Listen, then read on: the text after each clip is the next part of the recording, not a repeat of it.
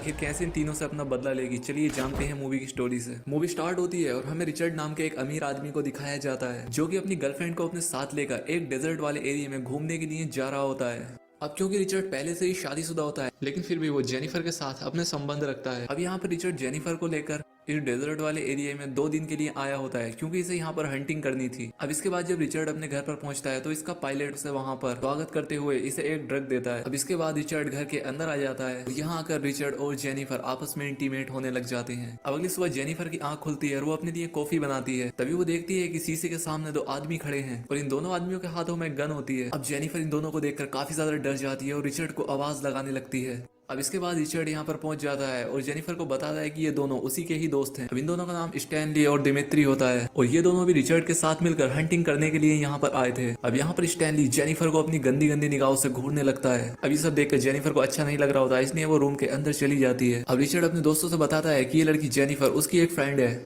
और साथ ही वो अपने दोस्तों को ये बात भी समझाता है कि इसके बारे में उसकी वाइफ को पता नहीं लगना चाहिए। अब रात होती है और ये सभी आपस में बैठकर ड्रिंक करने लगते हैं। अब यहाँ पर स्टैनली जेनिफर के साथ फ्लर्ट करने लग जाता है और दिमित्री अपनी दूरबीन लेकर जेनिफर के बॉडी पार्ट्स को घूरने लगता है। अब इतने में ही इन्हें रिचर्ड के हाथ में वो ड्रग्स दिखाई देती है। अब इस पर जेनिफर रिचर्ड से पूछती है कि आखिर ये तुम्हारे पास क्या है। अब इसके बाद रिचर्ड उन लोगों को इस ड्रग के बारे में बताने लगता है और वो बताता है कि ये ड्रग काफी ज्यादा खतरनाक है क्योंकि एक बार एक आदमी ने इसका सेवन किया था और इसके बाद वो इसके नशे में इतना खो गया कि वो अपनी टांग ही काट कर खा गया था और इसके चलते उसके शरीर का सारा खून निकल गया था और वो मारा गया था। अब इसके बाद रिचर्ड ये ड्रग जेनिफर को देता है और उससे कहता है कि तुम इसे ठीक से छुपा कर रख दो। अब इसके बाद जेनिफर उस ड्रग को अपने लॉकेट में छुपा लेती है। अब इसके बाद जेनिफर म्यूजिक को शुरू कर देती है और रिचर्ड को अपने साथ डांस करने के लिए कहती है लेकिन रिचर्ड उसके साथ डांस करने से मना कर देता है, इसलिए वो स्टैनली के साथ डांस करने लग जाती है। अब यहाँ पर थोड़ी देर डांस करने के बाद ये लोग सोने के लिए अपने रूम में चले जाते हैं। अब अगली सुबह जब जेनिफर की आंख खुलती है तो उसे रिचर्ड कहीं पर भी दिखाई नहीं दे रहा था। अब जेनिफर स्टैनली से रिचर्ड के बारे में पूछती है जिस पर स्टैनली से कहता है कि वो मेरा पासपोर्ट लेकर कहीं पर गया हुआ है और शायद वो दोपहर तक वापस आ जाएगा और अभी दिमित्री भी काफी ज्यादा नशे में है और इसलिए हम दोनों ही सिर्फ इस घर में अकेले हैं। अब स्टैनली उससे ये बात बोलकर उसे अपनी हवस भरी निगाहों से घूरने लगता है। अब ये देखकर जेनिफर को अच्छा नहीं लगता, इसलिए वो वहां से उठकर घर के अंदर चली जाती है। अब इसके बाद चुपके से स्टैनली भी उसके पीछे पीछे जाता है और उसे कपड़े बदलते हुए देखने लगता है। अब इसके बाद जेनिफर उसे देख लेती है और ये काफी ज्यादा डर जाती है। अब इसके बाद स्टैनली जेनिफर के पास जाता है और उससे कहता है कि तुम मेरे बारे में क्या सोचती हो। अब जेनिफर इससे कहती है कि तुम मेरे टाइप के नहीं हो, लेकिन स्टैनली इससे कहता है कि कल रात तुमने मेरे साथ डांस किया इसलिए मुझे लगा कि शायद तुम मुझे पसंद करती हो। जेनिफर उससे कहती है कि मैंने तुम्हारे साथ ऐसे ही डांस किया था और मैं तुम्हें पसंद नहीं करती। अब स्टैनली जेनिफर की ये बात सुनकर गुस्सा हो जाता है और उसके साथ जबरदस्ती करने लगता है। अब इतने में ही यहाँ पर दिमित्री पहुंच जाता है और वो स्टैनली को जेनिफर के साथ ये सभी हरकतें करते हुए देख लेता है। जेनिफर को लगता है कि शायद दिमित्री उसे बचाएगा, लेकिन वो बिना कुछ बोले दरवाजा बंद करके वहां से चला जाता है और इसके बाद स्टैनली जेनिफर के साथ रेप करने लग जाता है। अब इसके बाद हमें रिचर्ड को आते हुए दिखाया जाता है और वो घर आकर पाता है कि यहाँ पर जेनिफर रो रही थी। अब रिचर्ड जेनिफर को रोता देख उसे शांत करता है, लेकिन जेनिफर उससे कहती है कि तुम तुरंत हेलीकॉप्टर बुलाओ, मुझे यहाँ से जाना है। लेकिन रिचर्ड यहाँ पर जेनिफर को समझाने लगता है और उससे सोने के लिए कहता है। अब अगले दिन रिचर्ड जेनिफर के पास आता है और उससे कहता है कि मैंने बहुत सारे पैसे तुम्हारे अकाउंट में डाल दिए हैं और साथ ही वो उससे कहता है कि मेरे दोस्त ने तुम्हारे साथ जो भी किया उसे तुम भूल जाओ। अब ये बात सुनकर जेनिफर उस पर गुस्सा करती है और उससे तुरंत हेलीकॉप्टर बुलाने के लिए कहती है क्योंकि यहाँ पर रिचर्ड अपने दोस्त की ही तरफदारी कर रहा होता है। अब जेनिफर अपनी पैकिंग करने लग जाती है। अब इसके बाद रिचर्ड जेनिफर से कहता है कि तुम हो ही इतनी खूबसूरत कि तुम्हें देखकर कोई भी मर्द अपने आप को रोक नहीं पाएगा और मेरे दोस्त के साथ भी ऐसा ही हुआ है, वो तुम्हें देखकर अपने आप को रोक ही नहीं पाया होगा और इसलिए तुम मेरे दोस्त को माफ कर दो। लेकिन ये बात सुनकर जेनिफर को बहुत ज्यादा गुस्सा आ जाता है और वो रिचर्ड और खुद के बारे में उसकी वाइफ को बताने के लिए कहने लगती है। अब ये बात सुनकर रिचर्ड उसे एक जोर से थप्पड़ लगा देता है और इसके बाद जेनिफर वहां से भागने की कोशिश करने लगती है। अब इसके बाद वो तीनों दोस्त मिलकर इसका पीछा करने लग जाते हैं। अब जेनिफर भागते भागते एक पहाड़ पर पहुंच जाती है और ये यहाँ पर आकर रुक जाती है और इतने में ही वो तीनों लोग भी यहाँ पर पहुंच जाते हैं और ये तीनों से कहने लगते हैं कि तुम यहाँ से मत भागो। अब तभी रिचर्ड फोन लगाकर हेलीकॉप्टर को बुलाने लगता है, लेकिन वो सच में हेलीकॉप्टर को नहीं बुला रहा था बल्कि वो जेनिफर को ऐसा दिखा रहा था। अब जेनिफर रिचर्ड की बातों में आ जाती है, लेकिन तभी रिचर्ड उसे चोटी से नीचे की ओर धक्का दे देता है जिससे कि जेनिफर नीचे जाकर एक नोकीली लकड़ी पर गिरती है जो कि उसकी बॉडी के आर पार हो जाती है और ये देखकर इन तीनों दोस्तों को ऐसा लगता है कि शायद अब जेनिफर मारी गई है। तो इसके बाद स्टैनली रिचर्ड से कहता है कि आखिर तुमने ऐसा क्यों किया, जिस पर रिचर्ड उससे कहता है कि अगर वो यहाँ से भाग निकलती तो हम तीनों को जेल हो सकती थी और इसीलिए मुझे उसे मारना पड़ा। साथ ही वो अपने दोस्तों से कहता है कि तुम इस बारे में भूल जाओ जो अभी यहाँ पर हुआ है। अब इसके बाद ये तीनों दोस्त घर आते हैं और जेनिफर की सारी चीजों को जलाने लग जाते हैं ताकि ये जेनिफर के यहाँ पर आने के सभी सबूत मिटा दें। दूसरी तरफ हमें दिखाया जाता है कि जेनिफर अभी भी जिंदा होती है।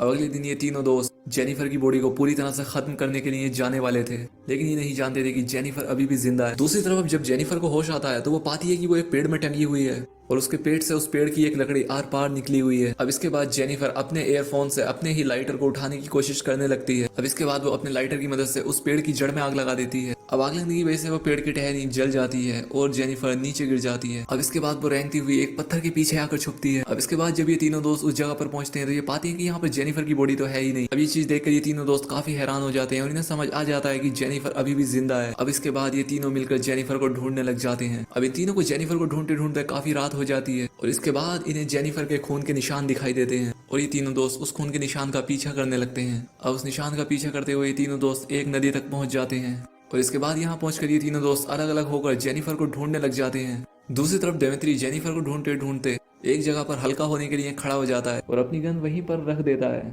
लेकिन इतने में ही यहाँ पर जेनिफर पहुंच जाती है और उसकी गन उठाकर उसे ही पॉइंट कर देती है। अब जेनिफर उसे शूट करने ही वाली होती है लेकिन वो गन लॉक होती है। अब इसके बाद डेमेत्री जेनिफर से गन छीन लेता है और उसे पानी में डुबाकर मारने की कोशिश करने लगता है।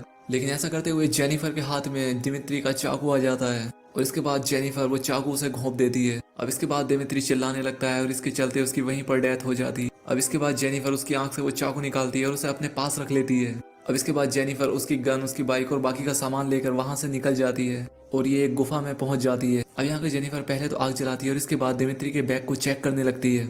अब जेनिफर को इस बैग में एक बियर कैन मिलती है और इसे वो यहाँ पर पीने लग जाती है। अब यहाँ पर जेनिफर को काफी ज्यादा दर्द हो रहा था इसलिए वो उस ड्रग को अपने लॉकेट से निकालती है जो कि रिचर्ड ने इसे दिया था। अब जेनिफर उस ड्रग को खा लेती है और इससे उसका दर्द खत्म हो जाता है और इसके बाद जेनिफर अपने पेट में घुसे उस लकड़ी के टुकड़े को बाहर निकालती है और अपनी बॉडी से निकलने वाले खून को रोकने के लिए वो उस बियर कैन की बोतल को गर्म करती है और उसे अपने घाव पर लगाती है। अब अगली सुबह जब स्टैनली नदी में अपना मुंह धोने के लिए जाता है तभी उसके सामने डेमेत्री की बॉडी आ जाती है। अब उसे देखकर वो काफी ज्यादा डर जाता है और वहां से भागने लगता है। अब इतने में यहाँ पर रिचर्ड भी पहुंच जाता है, उस डेड बॉडी को बाहर निकालता है। अब इसके बाद वो उस डेड बॉडी में पत्थर भरते हैं और उसे वापस नदी के अंदर फेंक देते हैं। अब यहाँ पर रिचर्ड स्टैनली पर गुस्सा करता है और उसे एक पंच मारता है जिससे कि उसकी नाक टूट जाती है क्योंकि स्टैनली की वजह से उसका एक दोस्त मारा गया था। दूसरी तरफ जब जेनिफर को होश आता है और वो उठती है तो वो पाती है कि उसका घाव अब पूरी तरह से ठीक हो चुका है। अब इसके बाद जैसे ही जेनिफर गुफा से बाहर निकल रही होती है लेकिन तभी वहां पर रिचर्ड आ जाता है और एक गन से जेनिफर का सर फोड़ देता है, लेकिन ये सिर्फ एक सपना होता है। अब इसके बाद जेनिफर जाग जाती है। तभी यहाँ पर जेनिफर को डेमेत्री की बॉडी दिखाई देने लगती है। अब जेनिफर यहाँ पर हेलुसिनेट करने लग जाती है क्योंकि अभी भी जेनिफर से उस ड्रग का नशा पूरी तरह से नहीं उतर पाया था। लेकिन अब फाइनली जेनिफर की आंख खुल जाती है और अब वो उस ड्रग के नशे से भी बाहर आ चुकी थी। अब इसके बाद जेनिफर अपनी गन उठाती है और बाहर आकर दूरबीन से चारों तरफ देखने लगती है। दूसरी तरफ रिचर्ड और स्टैनली डिसाइड करते हैं कि वो अलग अलग जाकर जेनिफर को ढूंढेंगे। अब इसके बाद रिचर्ड वहां से चला जाता है और स्टैनली एक शीशा निकालकर अपने फेस को देखने लगता है। अब स्टैनली के इस आईने के रिफ्लेक्शन के चलते जेनिफर उसे दूर से ही देख लेती है और वो समझ जाती है कि वहां पर कोई ना कोई तो है। अब इसके बाद जब जेनिफर वहां पर पहुंचती है तो वो पाती है कि ये स्टैनली ही था।